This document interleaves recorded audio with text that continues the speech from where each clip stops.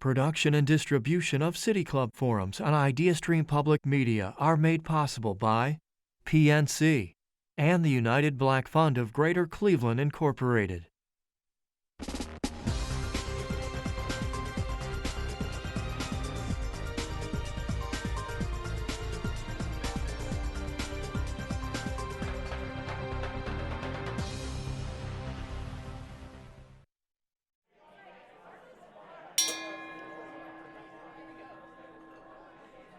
Good afternoon and welcome to the City Club of Cleveland, where we are devoted to conversations of consequence that help democracy thrive.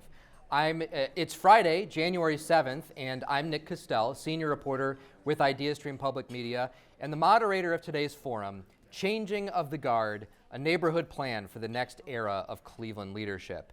This is the City Club's first forum of the new year. I'm glad to be here, hitting the gong for the first gong of 2022. And this is a forum where we traditionally take a deep dive into the conversations that are happening around town. This is the end of Mayor Justin Bibb's first week in office. With his election victory 2 months ago, he joined a sea change in Northeast Ohio's civic sphere. Cleveland now has a new and diverse generation of leaders in City Hall and outside of it, and they have their own visions for the future of the city and its neighborhoods. Each of Cleveland's neighborhoods has its own character and pride, but many continue to suffer from disinvestment, which I'm sure everyone in this room knows. Research shows that persistent inequality in development, amenities, and services contributes to and exacerbates racial inequity in our city. Last year during the election, Cleveland Neighborhood Progress and Community Development Corporations developed a platform for the new administration and city council. The plan focuses on municipal modernization, infrastructure, economic development, and housing. And joining us today are some of the folks who helped put that together. Jamar Doyle is Executive Director at Greater Collinwood Development Corporation. Tania Menesse is CEO and President at Cleveland Neighborhood Progress, and Rosemary Mudry is Executive Director at West Park CAM's Neighborhood Development. Members and friends of the City Club of Cleveland, please join me in welcoming our panelists. So I know that we've got a lot of expert practitioners in the room here, but I want to start with just some basic things so that everyone's on the same page, in particular folks who are watching or listening elsewhere. And I want to look at a couple of issues. One, how are Cleveland's neighborhoods doing right now? And two, what new approach in neighborhood development would you like to see out of this new city council and administration? Tania, could you get us started here? I remember, we talked last year during the mayoral campaign, and something you told me that really stuck with me is that there are a few, block groups in Cleveland that are really hot real estate markets right now, and there's a lot of the city that's really struggling. Could you give us a lay of the land? How is Cleveland doing in January of 2022? Well, thanks for that question, and I think it really is what drove so much of us putting this neighborhood platform together was to raise the issues that CDC see that residents and businesses are experiencing. And one of the main things that we experience in Cleveland is that, as you said, there are about 3% of the block groups in Cleveland, and we know where they are in Ohio City and Tremont, some around University Circle, are thriving, and that's wonderful, right? We want to see that growth and that development.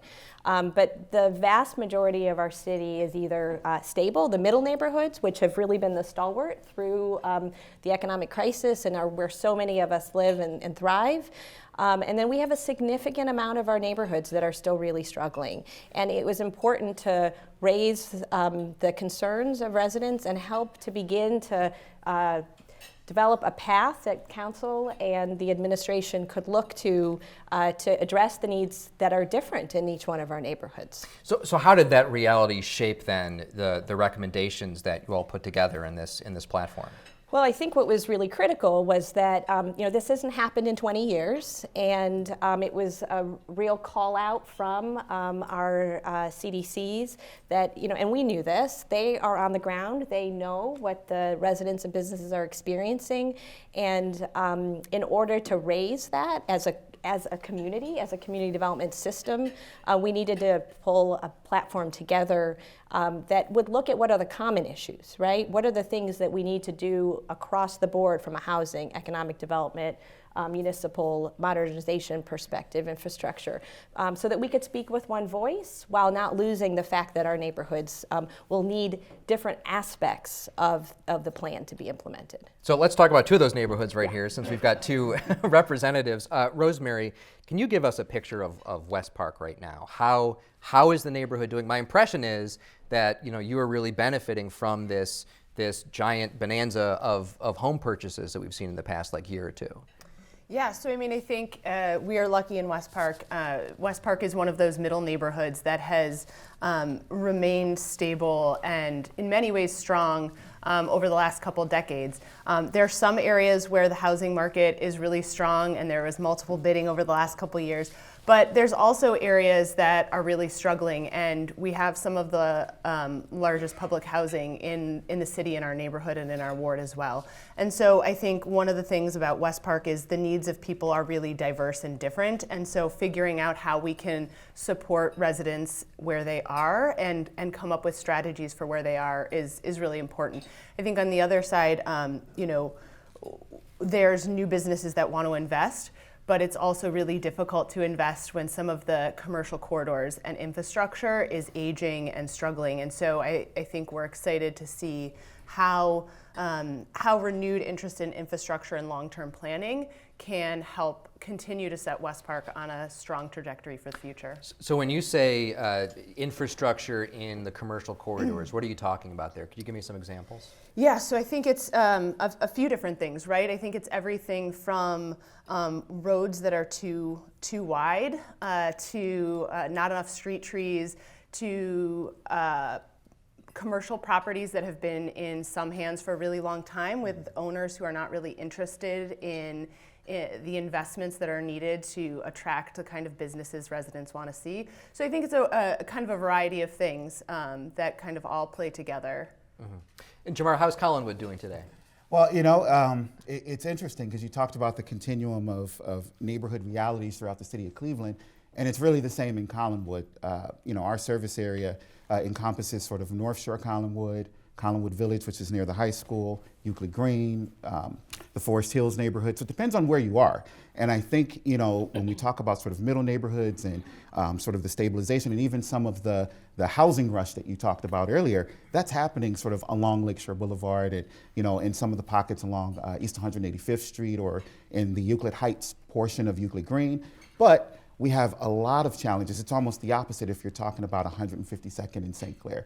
If you're talking about the 3 Points area at 125th St. Clair. So it's really, how do you make sure that no matter where you live, if you're a resident of Cleveland, if you're a business owner in Cleveland, a property owner in Cleveland, you can see that your neighborhood is moving forward on the continuum of development. That looks different in a neighborhood that is thriving versus a neighborhood that may be classified as a middle neighborhood versus a neighborhood that is challenged and has really been struggling with disinvestment for decades for a number of reasons. Lack of investment.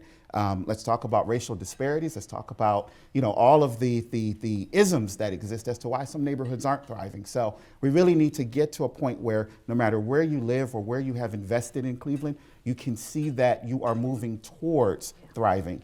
And it's really sort of this I call it a continuum of neighborhood development, and we need to make sure everyone is moving forward, whatever that looks like, and include those residents to make sure that their authentic voice is a part of defining what thriving looks like for them, because it may not be the same neighborhood to neighborhood.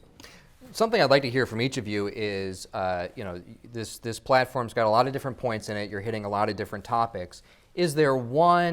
Are there one or two maybe major things that you think the city could get working on right away that would be good to put in the minds of everyone in this room? Tania, we can start with you. I'm happy to start. We developed this platform clearly to raise these issues during the campaign, both for the mayor and for the city council races, but really just as much to be a blueprint for the next 4 years. We were really focused on the idea that these would be tangible goals, they could be measured, and that we could be good partners to the administration, that we could hold each other accountable and work through this process. And so I think the biggest one for us is something that my friends here from the Community Development Department have led, which is a 10-year housing plan with a great deal of input from the community that is so instrumental to addressing what Jamar was talking about and Rosemary, of all the different needs in a neighborhood. This plan really helps us address the appraisal issues that we've talked about before, the disparities that we see in neighborhoods, and what it really invites is the private market into our neighborhoods. It begins to demonstrate where we need government and the nonprofit sector to intervene, so we get to a point where our banking partners can begin to really lend in our neighborhoods. Mm-hmm. Rosemary? Yeah, so that it's a struggle to pick one for me, but I think for me it's the areas of the plan and the priorities of the plan that speak to how our city communicates to residents and engages with them. I think if in the next 100 days or if in the next 6 months the city can work towards open communication, being out in neighborhoods, having community meetings, meeting with city leaders and community development regularly, I think that sets a tone that allows us to build trust. And once there's trust, any number of these priorities can happen.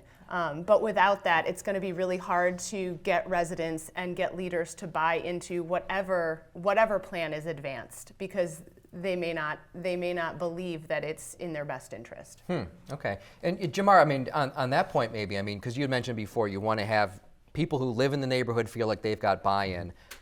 How do you get people to have buy-in into this sort of very technical set of recommendations that you've got that's really for the people who are policymakers? Well, I think first, although there's a lot of technical expertise in this room, I think it's acknowledging that there's a lot of expertise out in the neighborhoods. It may not be technical, but that is valid and real expertise. And so we have to listen to our residents, we have to listen to our business owners, we have to hear from them as to what are their pain points, what are the issues that are affecting them the most. And I think there's an opportunity now for City Hall to begin to do that in conjunction with CDCs and Neighborhood Progress. And through that process, I think then, to your point, when we're talking about what are those issues that people are facing, when we start to figure out, well, what are the prescriptions, right? What are the solutions?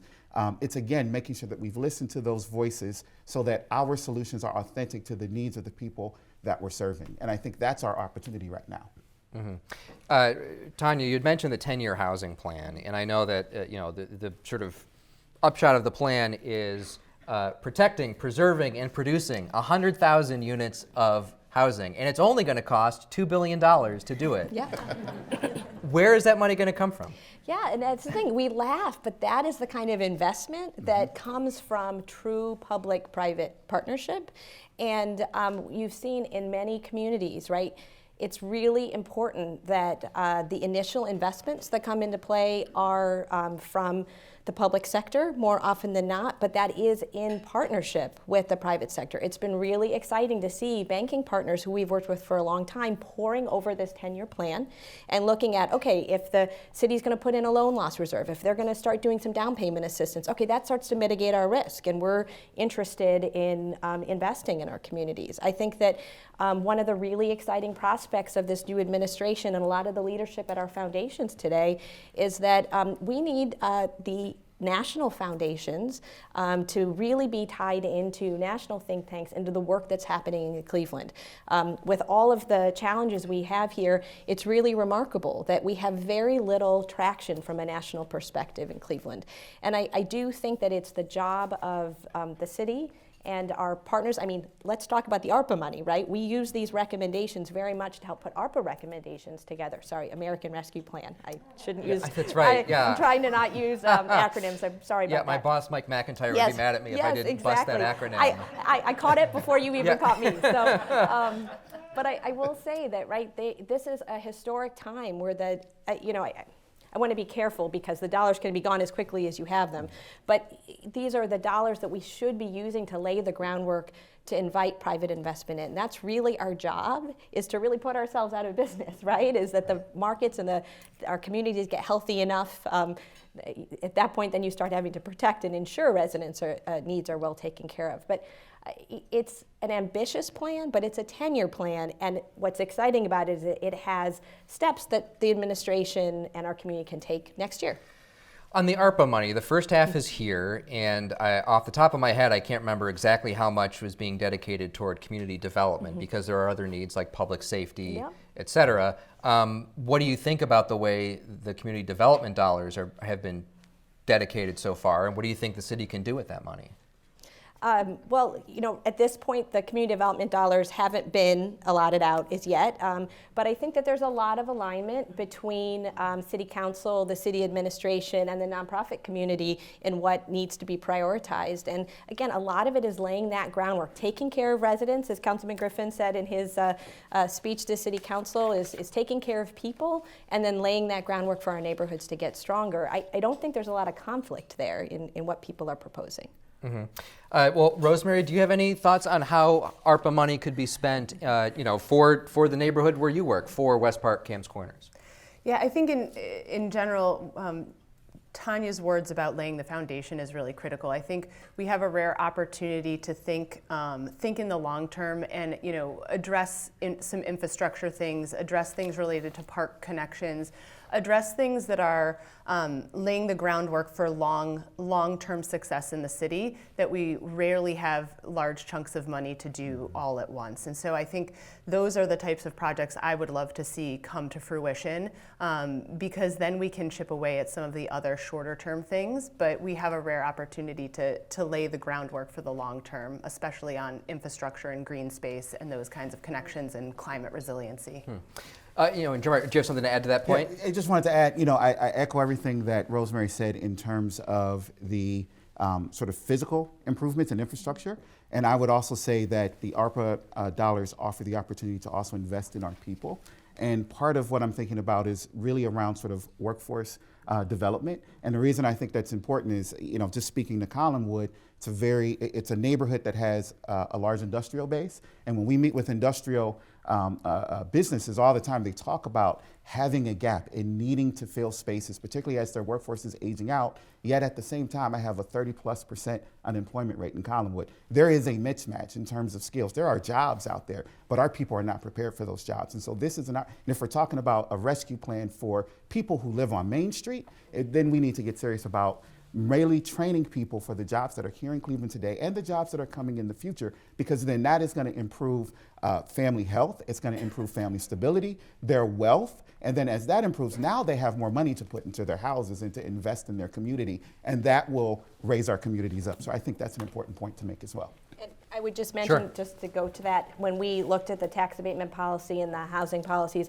the biggest issue in Cleveland was not that it's so expensive to live here, it's that people's incomes are too low for landlords to be able to make the kind of investments they need to make in their homes. So just really reiterating what you're saying. Yeah, I feel like that point needs to be like doubled down on, Tania. The point about people's incomes needing to raise up, because I think that speaks to a lot of the points in the plan, that if you can charge X for rent, but it takes Y to renovate a building or renovate a home, then it's a disincentive for the owners of that property to take care of it, because they can't then pay their mortgage or pay the loan that they took out in order to rehab it. And so I think that's a critical issue, is how do we close those gaps? And I think a lot of the sort of smaller priorities in the plan address some of those issues.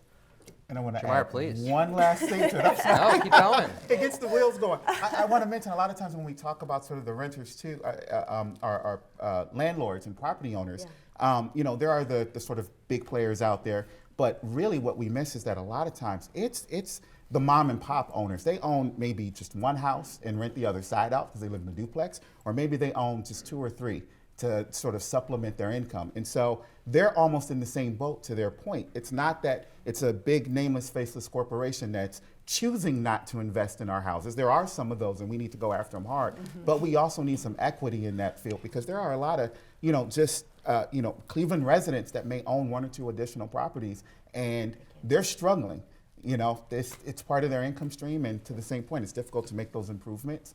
And we need to figure out a way to help those small property owners, because they want to invest, they just don't have the resources. Well, and that actually gets to a point that I wanted to bring up, which is, and I think that this kind of came out of conversations that I'd had with you, Tania, about this plan, is that there's just a lot of need for home repair money, right? Because, people in Cleveland probably are living in a 100-year-old house, give or take, and it just needs repair. How much need do you think is really out there that needs to be addressed? Honestly, it does feel a little overwhelming, because we do have housing stock that has not had that ongoing maintenance and investment. We have an aging population in Cleveland, and it's very difficult at the best of times to get a loan for home repair, and frankly, most of our residents can't afford a loan for home repair. And so it is really one of the first recommendations, and I think one of the strongest ones in the plan, is that we get really serious about, we'd love to get to rehab, right? That's really bringing up the housing stock, but we get really serious about repair in the community. I had the numbers written down in some other notes, but in the 10-year housing plan, there's some examples of, how many repairs the city is able to fund each year. It seemed like it might be a couple hundred. It's we're not talking about huge numbers here. Well, here's what I'd say. It is very challenging with current federal money and federal processes to do the kind of repair work that we need to do. We go back to workforce, right? We have an incredible dearth of contractors in the city of Cleveland, and that's an unbelievable opportunity, but it's a significant gap. I think we are in a time period now where we need to say, how do we get it done? And not look at what we've done in the past as an indication of what we can do in the future. There are funds to be able to move this forward. I think if we're talking about people's quality of life, we talk about the social determinants of health. We sent people home during the pandemic to conditions that were frankly less safe than probably being in an environment where they would get COVID. And in this environment, in this world, that's really unacceptable. So I think we need to look at how do we do much more. And there are cities that are doing home repair at real scale, and that's what we need to look at doing. Rosemary, did you have something to add on that point? I was just going to say, I think there's one particular point in the plan that kind of calls out, there are existing programs, and when people are able to access them, they do work really well. And so I think that's one of the biggest opportunities is not having to always reinvent the wheel, but figure out how to clean up programs and make them easier for people to access, because there is money sitting on the table that's not getting used in programs each year because people give up participating. And I think that's a big opportunity for us in community development, is to really be able to use the programs, talk to the city about some of the challenges of accessing them, and working together to think about how to streamline the process to make it easier for people to participate in what's already out there. Mm-hmm. Another point of the plan that I wanted to get to was, the platform calls for policies to combat predatory investing. Jamar, is that something that you think that you're seeing in Cleveland? People who are just investing to suck out rental income or whatever with no intention of putting money into the neighborhood? No, absolutely. I think we have to figure out how legislatively and also through the judicial system then to get really crack down on that. There are predatory lenders, there's predatory lenders out there too, and we can talk about that later. But there are predatory investors out there who, are purchasing properties, have no intent on improving it, either want to suck rent out, as you said, or there's also a lot of patient money in Cleveland, which I don't understand. They will buy property and do absolutely nothing, pay the taxes and do nothing, and they do just enough that you can't enforce. But you're holding the neighborhood back. And so I think figuring out how legislatively we can deal with that, and through our tax policies, through laws and what have you, how do we disincentivize people coming into the neighborhood, buying and holding and saying, and then even when CDCs come, you're like, I'm making you a fair offer. No, I want $1 million. And it's just like, okay, you own a 2-storefront building on Lakeshore. I get it. You're near the lake, but this is not, I can't pay you beyond reality. And they just want to sit on the property waiting for a payday. Yeah. And it's just patient money. And they'll pay the taxes and they'll let the building rot. And it's insane. And that's why the market solution there is, site control is everything, right? Yes. If you own the site, if you own the property, you dictate whether it's going to be well taken care of or not. And one of the things while we're looking at those policies and trying to put them in place is to really enable nonprofits like our community development corporations to get in front of the predatory buyers. And there are really ways that we could be doing that with ARPA funds. And then again, mitigating the risk for our banking partners so that they could help support us purchasing more of those properties. Would you say, Jamar, go ahead. I was just going to say to Tania's point, because right now I can't compete with those predatory investors. Right. So I just don't have the resources. And so I think figuring out, either the city or through CDCs or how that is, we can better resource the different structures that we have in the city now to go against and compete with those predatory investors. But right now it's extremely challenging. Who are they? I mean, can you give me a sense of, are they people you can actually reach? Because I know that, I was looking at some recent property transfers and I found there's a French company that's buying up properties and they're selling them on YouTube videos in French for European investors. Buy a house in Cleveland. They're not moving in, they're trying to get rental income, to Luxembourg or wherever. Is that an issue that you deal with where you actually just cannot reach the owners? So I think yes, but I think another layer to this is when we talk about predatory investment, it's not just actually about the ownership. A lot of that predatory investment is being facilitated by local sort of predatory management companies and this infrastructure that sort of caters to foreign or California buyers or things like that.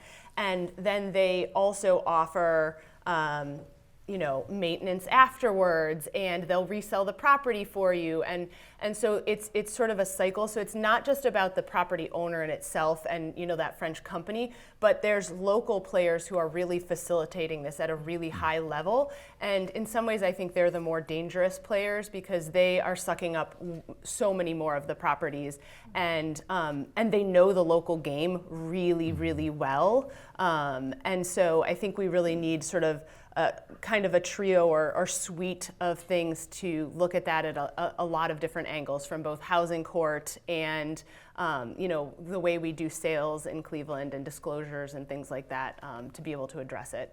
Mm-hmm. I know Cleveland, I think, does not have point of sale inspections, right? Is that something you think is something the city should look at? Well, every suburb does.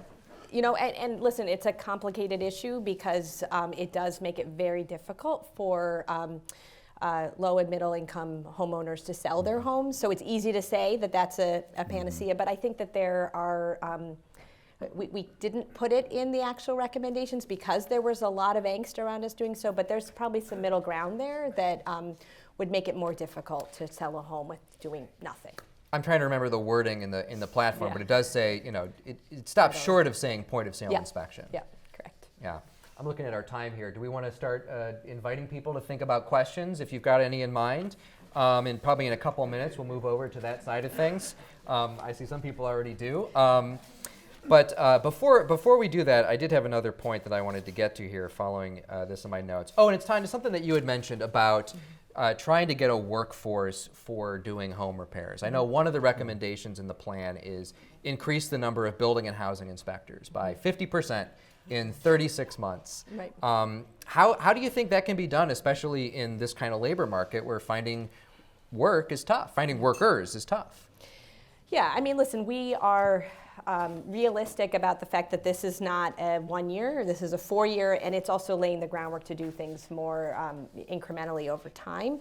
But there's no question that one of our major issues is staff at City Hall. We don't have enough people doing building and housing inspections, everything from encouraging development in our city more broadly.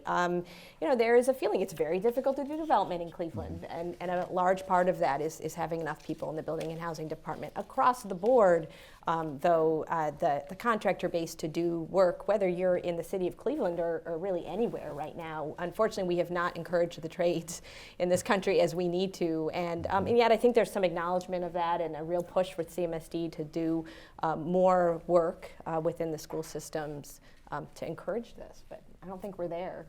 Mm-hmm. Rosemary, do you have something to add on that point? I was nodding along. You're just nodding along. Yeah. Okay. Well, Jamar, are there any other really big, important needs that you see in Collinwood that you think the city ought to really think about as new administration, new city council are gearing up for the next 4 years? I think we covered a lot of it under the housing. I would sort of move maybe to economic development, and one of the proposals that I think could take off really quickly is thinking through the White Box initiative. When I think about our retail areas within Collinwood, there's a lot of great buildings, but they need a lot of investment. And the business owners that are interested, again, it's a resource issue. They may not have the resources to totally bring that building back, especially in the state that it's in, if it's been vacant 5, 10, 20 years. If we could do something where, again, that facility has been white boxed and some of the maybe, sort of major things are taken care of, you can walk in and then kind of envision your restaurant or envision your, art studio or whatever it is, then I think it gets us closer. And it makes us, quite frankly, I think more competitive with other communities, in our region where they have the building stock that's already there. And you come to Collinwood, and again, we've got, just like our century-old houses, we've got century-old commercial real estate that really needs that investment, and I think that is a key recommendation. And sorry, could you just, for those of us who aren't familiar, what do you mean when you say white box? So, and I'm going to rely on my colleagues to help me with this too, but essentially, versus, a lot of times you'll walk into a storefront and, it may need everything, right? It may be ripped out and pipes missing and all of that. It's sort of really saying, can we get it to a point where, the walls are back, the systems are in place, and it's just sort of white boxed, right? So it's just, you go in and imagine if this room just had white paint on the walls, and then you can customize it if you want to add walls or, do what you need to do to make it work for your business. But the framing is there. It's not you walking into a building and saying, oh my gosh, I've got to put in electrical, I've got to put in piping, I've got to rebuild the walls, I've got to fix the rafters, I've got to, and then you just say, I've got to go somewhere else. And that's what happens, right? So that's what happens. we remove that so you walk in and say, oh wow, this is a beautiful space. I could do this and I could do that. And that's where we want to get to. So before we go to questions, I had one thing I wanted to put to all of you, and that is another part of this plan talks about municipal modernization. And our new mayor campaigned on a modern and responsive city hall, a phrase I heard plenty last year. Could each of you give me an example of something you think could be modernized at the city? What would it look like? Tania, we can start with you. I have a long list, but I think mostly, Rosemary kind of touched on it, is really making City Hall transparent, bringing it online for our communities. The idea that you can apply for permits, you can do some of that now easily online. You can see what land bank lot you want to purchase. You can look at all of the neighborhoods and better understand. You can apply for your birth certificate, death certificate, all of the things that today, most cities you can do a lot from your home and you don't need to come down to City Hall. I think is a huge part of this work. Mm-hmm. Rosemary? Yeah, so I think a lot of, for me, the municipal modernization is more about the way that the city engages with the community. And so Tania talked a little bit about how people don't have to come down to City Hall through technology, but I think it's also about having a staff at City Hall who's been to every neighborhood, people who know what your neighborhood looks like and know what you're talking about when you're engaging with them, and having a mayor who's spending time regularly outside of City Hall and in neighborhoods. And I think, I feel very optimistic about that. So far, the mayor's shown a lot of interest in doing that, and I think I feel very positive about that being a really accomplishable goal in the near-term future. Jamar, something that you think City Hall should modernize? I echo everything Tania and Rosemary have already said. I think the only thing I would add is also internal collaboration. I think both between the departments, but then also in reference to how, say, permitting process and other processes work, right? So part of modernization for me is if a business owner goes down to get a permit or to do a construction project, it doesn't become, I need to go to building and housing, and then I need you to physically go to the planning department and get something else stamped, and then go, like, you've got to physically do all of that running around, when in this 21st century, how come there's not a way that internally that can happen at City Hall, and there's just a one-stop shop for someone who wants to invest in the city, or if it's a resident who needs to engage with city services, be it online, remote, or if they come in person, it should be a one-stop shop, and not that they have to run around to 10 different departments and get lost. And I just think it's almost ridiculous in the era we're in. So I think that's a part of modernization, to streamline that, and it'll also, I think, foster some collaboration between the departments. Yeah, I think that's a great point, Jamar. It's just this sort of unified, similarly how we're trying to unify our voices, I think City Hall also unifying their voices across departments so that the same messages are going out to residents and business owners. They're getting the same feedback on priorities and things that are important across planning, across traffic and engineering and all of those departments. Yeah. Great. Well, thank you so much. We're now going to move to the Q&A section here from our audience, both physical and virtual. We welcome questions from everyone, City Club members, guests, those of you joining us via the live stream or radio broadcast on 90.3 Idea Stream Public Media. If you'd like to tweet a question, please tweet it at the City Club, and you can also text your questions to 330-541-5794. That's 330-541-5794, and our City Club staff will try to work it into the program. And could we have our first question, please? Thank you. Good afternoon.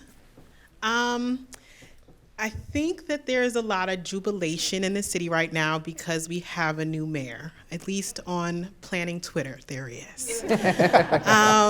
And so I have a thing that keeps me up at night, is that we in Cleveland are so good at patting ourselves on the back and talking about how great we are, that we're gonna miss something. And so I see 2 Gen Xers and 2 millennials sitting on a stage. And so my question is, what do the Gen Xers and the millennials need to do that's different than those that have come before us, so that we're not so busy patting ourselves on the back because we got a new mayor and then nothing really happens? Who wants to take that one? Jamar? Go, Jamar. I love this question, and I'm so glad, Chris, that you asked it, because the one thing that's kept me up is, and I think it's adjacent to what you're asking, is that we don't fall back into what's comfortable or what's familiar. And I think that is what's dangerous for everyone, right? We're at this moment, I think we're in the honeymoon phase, right? If we think of a relationship, and we don't want to, we want to stay in that phase, right? Because everything seems possible right now, but it's too easy to fall back on old patterns. And we can't block new ideas because of tradition. We can't hold back new leadership because of this is how we always have done things. And I think a lot of times after the excitement wanes, we go back to, well, you have to do it this way, or this is how we've always done it. And then we start to suppress new leadership, folks get discouraged, and then we're back at those same old patterns. And I think that's what we have to really guard against, because, this is week 1.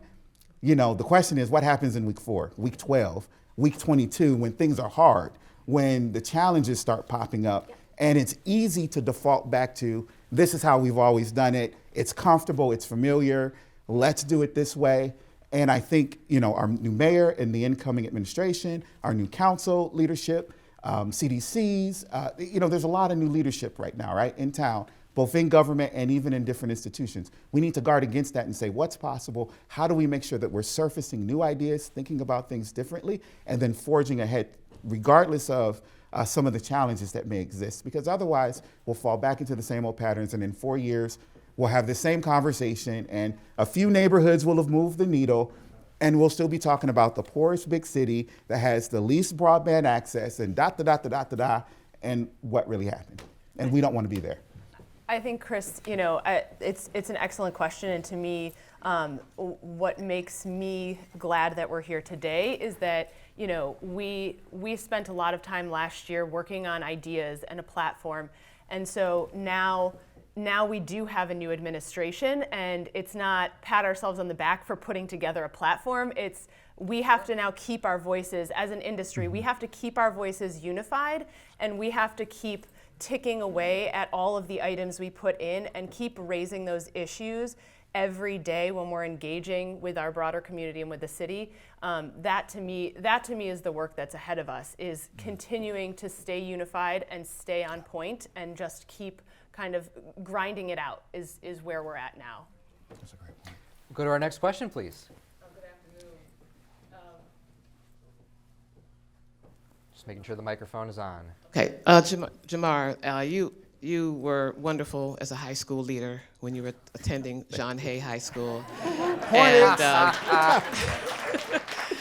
And so I know you're quite humble, but I'd like for you to share with the audience what you were involved in student leadership and how those lessons as a student leader have helped you in the leadership that you experience today. Sure. Well, first, thank you, one of my mentors, Merle Johnson, and thank you for all of your leadership on the State Board of Education. But I actually got excited about civic involvement in high school, as you mentioned, at John Hay, sitting on something that was called Citywide Student Council at the time. So, members from across the city, all of the high schools in town would get together, and we really were a mini city council. And we actually had a civic day where we'd get to go to city council. It was in the mid-90s, sit in those council leadership chairs, and it did something to you. It showed you what was possible, right? And it started to spark an idea that, anything is possible in terms of if you work hard, and you put your ideas out there. And I can't say enough about all of the folks that invested in me through that process. And I'm excited to hear that CMSD still has a form of it where all of the students get together and are able to come downtown, experience city council, experience government. And I think we need to do more of that because we don't know what leadership is out there in our elementary schools, our middle schools, and our high schools that are ready to emerge. And we shouldn't discount the fact that just because someone may be 14 or 16, that their ideas aren't valid, and they see the city through a lens that I may not realize anymore at 42, right? Somebody who's 14 and 16, they have a different experience of it. We've got to figure out what that is, what makes them successful, but then what are some of their challenges so that we can address that and make sure that they can thrive, because they're going to be sitting here, and I want to find the next person that's going to be not just Jamar, but way beyond anything I've been able to accomplish, right? And they're out there, they're in our schools. So I think we just have to invest in that human capital and propel it forward. Thank you so much. And I wasn't just scrolling Twitter while you were talking. I was trying to see if we had any other questions to add to the conversation. And we have one right in the room. Thank you so much. Hello, my name's Angela Gaston. I'm currently an urban studies student at CSU.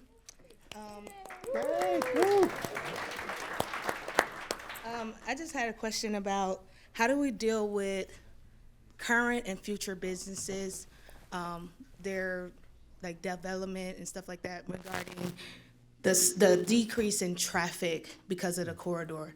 So especially in these main arteries on the east side, St. Clair, Superior, I could see it every day. I'm also a police officer, so I see it every day, the decrease in traffic just as it opened up just a few months ago.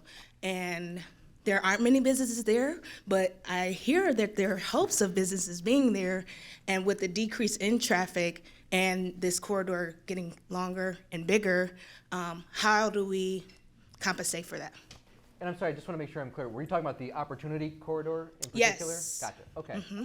So we've got this brand new big road, going from I-490 up to University Circle. There's promise of new business like a cold storage for food processors. What do you guys want to see in this space? What should there be in this new space? Well, go ahead. I was just saying, and the question was also what happens to the main streets that have less traffic because of the corridor, correct?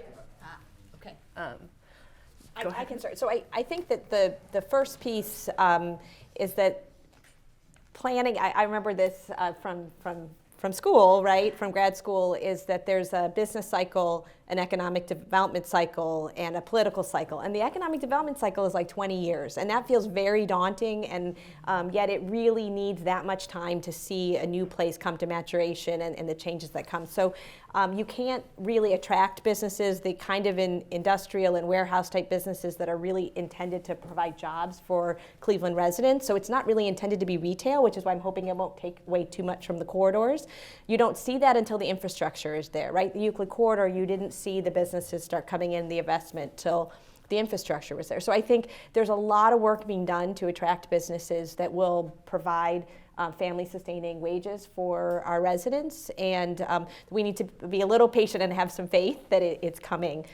In terms of the current commercial corridors, I think it's some of what Rosemary was saying about really investing in infrastructure on those corridors, right? We take St. Clair, that's today, and we actually implement the Midway Plan, which is enormous, right, to really bring bike infrastructure to that road. And then we have to choose, which is really difficult as community and economic development professionals, where we focus, because if you scatter investment everywhere, you're really not going to see improvement anywhere. And so if there's a section of St. Clair, I'm just using that as an example, that we really try to double down on that section so that business owners and investors really see some traction in where the work was. And I just wanted to add, I think, you kind of talked a little bit about traffic counts and things like that decreasing. I think, the future of neighborhood businesses and those kind of corridor businesses are about also building up the residential base around those areas. And so it's okay if commuters who are on their way to Cleveland Clinic aren't going down St. Clair, as long as the side streets around there are populated with people who are looking for a place to eat in the evening, who want to grab coffee with friends. That, I think, is what really will support the retail on those spaces more than cars that are whipping past at a high speed. So I think it's kind of a two-sided thing, right? We have to invest in the infrastructure, and then we also have to invest in building and bringing back residents that can support the businesses so that there's enough people there to spend the dollars. And I know we've got a couple questions, so I'll be brief. I think the other portion of it is getting creative with how we can help those existing business owners, because I think what the pandemic has sort of shown is that so much is moving online, that really there's an opportunity for those corridors to become places where you can have a unique experience. But I think the other thing is, a lot of those businesses have been there for 10, 20, 30, they may be generational businesses. They may not know how to engage online or have the infrastructure to engage online.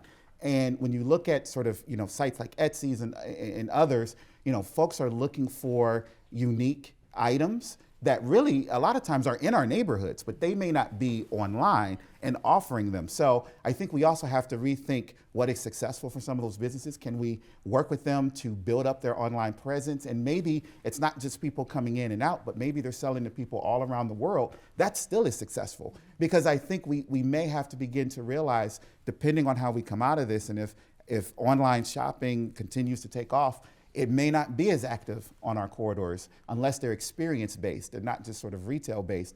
But we can do something to help those retailers, engage in a different way and get access to the e-commerce side of things. And that, I think, is a big opportunity that maybe through the city and through our CDCs, we can help some of those legacy businesses think about their businesses differently and open up a new market. So true. Well, thank you so much. Next question. Yes, sir. I'm an immigrant migrator to the U.S. My question is that we talk about all of these things, but we don't talk about immigrants migrating into the inner city or the refugees, because they open 84% of the immigrants open businesses.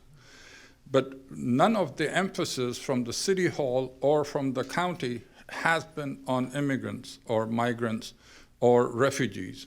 What is your game plan to try to encourage not only immigrants, but students who come to schools that can stay behind and work and live in the city of Cleveland? So thank you for asking that question, because at the end of the day, one of the most important things in this neighborhood platform is to make Cleveland a livable city, a place where people want to come and invest. And a really significant part of that is increasing the population, right? We all talk about it. Cleveland was built for 900,000 to 1 million residents, and it's very difficult to sustain with under 400,000. We have seen the revitalization of communities all over the country by attracting immigrants and refugees. And I think one of the things in the platform that we didn't talk about is really marketing our neighborhoods, marketing Cleveland. Unfortunately, and this is just the way it tends to be, if you turn on the 6 o'clock news or you look at media, all you hear about the negatives, and without meaning to, that's mostly what we focused on today as well. But there is incredible heritage and culture and amenities and walkability and community in the city of Cleveland and in its neighborhoods. And one of the things that City Hall used to do, and we really want to get back to, is partnering on a really robust marketing campaign that will help especially students who have come and invested time and energy to study in our schools to think about staying in Cleveland. And there is, when you study innovation and you look at what makes for a vibrant economy, it is a diversity of people and backgrounds. And Cleveland's history is all about that. And I think I'm excited to see the amount, I think, the conversation has changed in the last 5 years and more beyond. We have to take care of who's here and making it kind of an either or versus an and, right? We need to take care of who's here, and we do that by inviting more people in who will help raise up everybody here. So I'm sorry, as you can tell, I'm really passionate about this one, so sorry about that. Well, and one thing I've heard from talking with people in the resettlement world is that particularly for refugee resettlement, housing costs are an issue. Huge, yeah. Yeah, and we are partnering with the refugee resettlement agencies, and clearly one of the things we're concerned about is the costs to resettle refugees, where typically you do on the near west side is higher, and now that's an opportunity to bring refugees more into the St. Clair neighborhood and other east side neighborhoods. But it's a lift, and really important that we do that. Great. Another question, please. Thank you. Good afternoon. Jeannie Smith from the Northeast Ohio Regional Sewer District. You spoke about investment in infrastructure and resiliency, climate resiliency. Can you talk about how clean water works, specifically sewer and stormwater management investment, fit into the plan? So I don't know if we specifically call out those things, but I think in the plan we talk a lot about green infrastructure and tree canopy and those things in particular. And so for me, I think, when Nick was asking what are our top priorities, for me, one of the things that rises to the top is the goal of reducing the number of neighborhoods whose tree canopy is below 30%.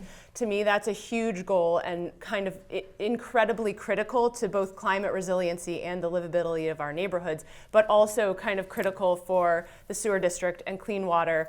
In West Park, we've been working with some residents whose street is regularly flooding and things like that, and needing to spend time on education and talking about the role trees and other types of green infrastructure can play in reducing those things and preventing flooding, that just building a bigger sewer pipe is not always going to be the answer for them.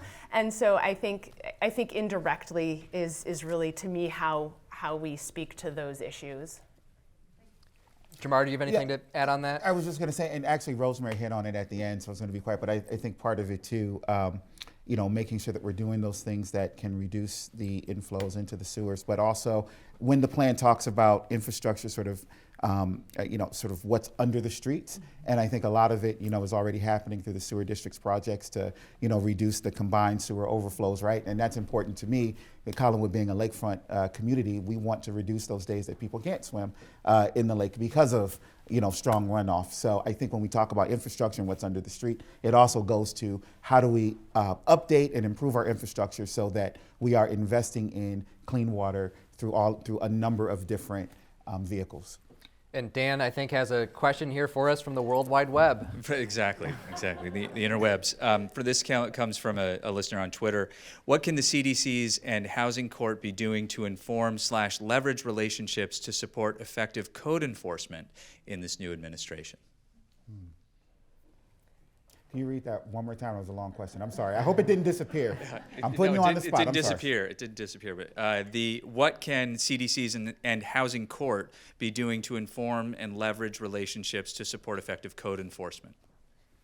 Do you want to No, first? go right ahead. Go Okay, ahead. well, an initiative that the city did start under former Councilman Castele and the Community Development Department was something called the Healthy Homes Initiative, which really put in every CDC an engagement person who their work was really to engage with residents and landlords to help them better understand how to maintain their properties and connect them to resources. Because one of the things we found, and Jamar talked about this before, is that code enforcement, when people don't have the resources to improve their homes, really is just exacerbating the problem, right? And so one of the things Mayor Jackson had really pushed is we don't want to just send more people to housing court.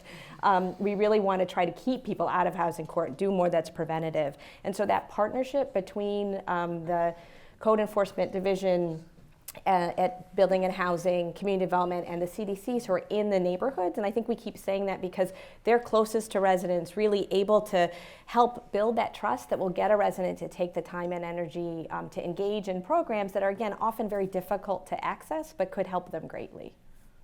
And so really, I just was going to I echo what Tania said in terms of, the partnership between Housing Court, CDCs, and the city and the Building and Housing Department specifically, I think is key, right? And that's really what Healthy Homes Initiative is in part about. It is enforcement where enforcement is appropriate, but it is also making sure that we have, and we talked about the resources for home repair earlier, that if it really is a homeowner that it just is struggling, we don't want to smack them in the face, right? We want to be able to say, here is a resource that can help you maintain your home. And we really want to get to the point that we're talking about preventative measures before it reaches that point that, we're talking about, the point of no return, right? So how much of that can we prevent through programming and through coordination between CDCs, Housing Court, and the Building and Housing Department? That's going to be key. Well, thank you so much. It's with great regret that I have to wrap because there's other great questions coming in. But today at the City Club, we've been listening to a conversation outlining a neighborhood plan for the next era of Cleveland leadership. We've been joined by Jamar Doyle, Executive Director at Greater Collinwood Development Corporation, Tania Menesse, CEO and President at Cleveland Neighborhood Progress, and Rosemary Mudry, Executive Director at West Park CAM's Neighborhood Development. And that brings us to the end of today's forum. Thank you so much to our panelists and to our guests, friends, and members of the City Club. I'm Nick Castele. This forum is now adjourned.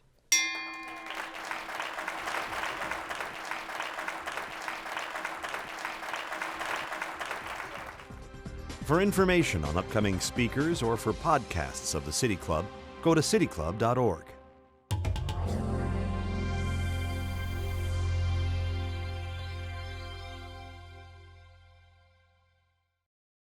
Production and distribution of City Club forums on IdeaStream Public Media are made possible by PNC and the United Black Fund of Greater Cleveland, Incorporated.